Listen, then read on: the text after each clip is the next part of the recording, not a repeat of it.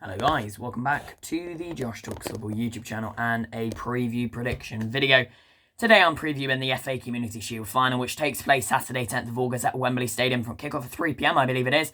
I will be doing a live watch along on the YouTube channel here, so subscribe, turn on post notifications so you don't miss that one. Leave a like on this video and comment down below your thoughts whether they differ or they're the same as to the winner. Manchester City, of course, the Premier League champions last season, take on Manchester United's in the Community Shield, which is a rerun of the FA Cup final, but Manchester United are involved because they won that FA Cup final, I believe it was 2-1, getting revenge on the previous year where Man City won 2-1 with an Ilkay Gundogan double. So, this game is of course going to be cagey, it always is. It's a Manchester derby, of course. It's determining who gets off to a perfect start in the 24-25 season. In English football, this kicks off all football, because I believe this happens the day of the EFL starting, well, of course, the Friday games, but that's besides the point. So, I'm recording this on the 2nd of August, so I'm recording it about a week in advance. You'll see this a couple of days in advance. As it stands, Manchester City are winless in pre-season. They have lost to Celtic. Wait, no. I don't know, but they've lost one, and then they drew with Barcelona, but lost on penalties because it's one of those. As for Manchester United, they lost to Arsenal, but won on penalties for some reason, and they're not doing great. Pre-season for a lot of these clubs hasn't been fantastic, apart from Tottenham Hotspur, but it's a bit of a weird one for these clubs. Obviously, Manchester United beat them last time round, and this could be a completely different story. It could go 100% to Manchester City. I don't know. In my eyes, I can't predict.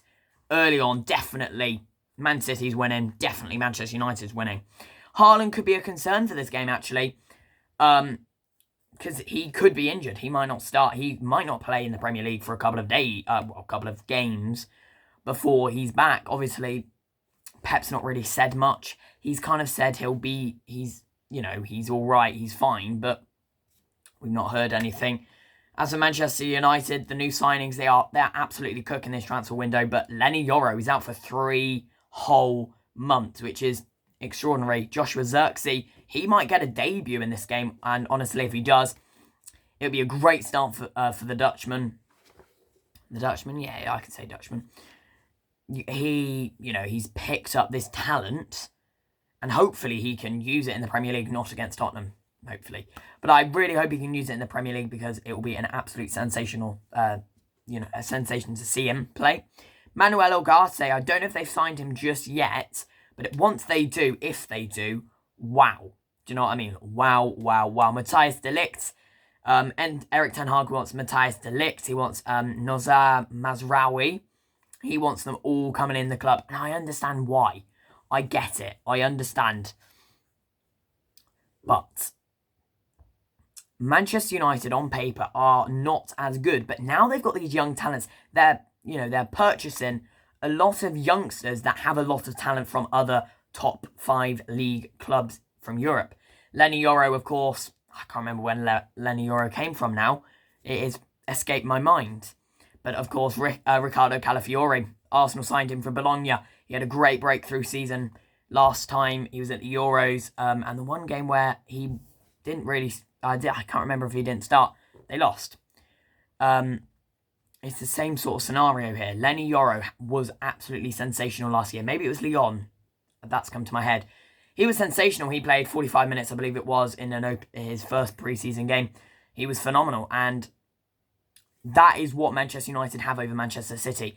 Man City, of course, have these young talents. Oscar Bob. They did have Cole Palmer, Phil Foden. These players that are coming through the academy. Obviously, a lot of these prospects are moving on to smaller clubs to actually get some playing time. And some are actually moving permanently, like Cole Palmer did to Chelsea. And Manchester City are losing these golden youngsters because they're relying on the money to purchase the bigger stars like Haaland, Julian Alvarez, who wants out. And I'd understand why. Manchester City and Pep Guardiola only shine to those biggest players. Manchester United, of course, are signing the youngsters. Joshua Zirkzee could see his start. Obviously, Marcus Rashford and Martial have all fell out the pecking order, of course. I think Martial's actually left. I don't really keep up to date with this sort of stuff. But they fell out the pecking order. And what Erik ten Hag's trying to do is build a side which can easily be anything with squad depth.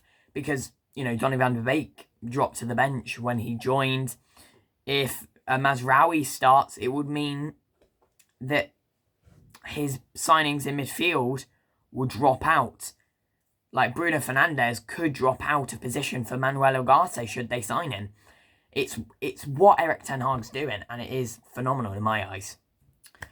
So bearing all of that in mind, now this is going to be a little bit of a strange one from me.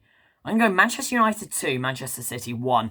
I think Manchester United are going to do it again, and that's going to be absolutely shocking to say. I think Joshua Zirkzee is going to score. I think Phil Foden's going to score, but I think the winner, it's going to be... Oh, it's hard to say, but I think Bruno will score it. But I don't think it'll be a winner. I think it'll be 2-0.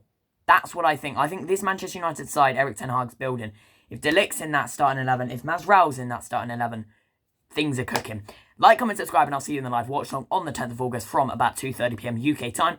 Check out my other content on the channel. Remember, I'm back from my break after the Euros. Obviously, I've been back for like a week by the time this video's out, but, you know. Hey-ho, thanks for watching. I'll see you in the next one. Bye-bye.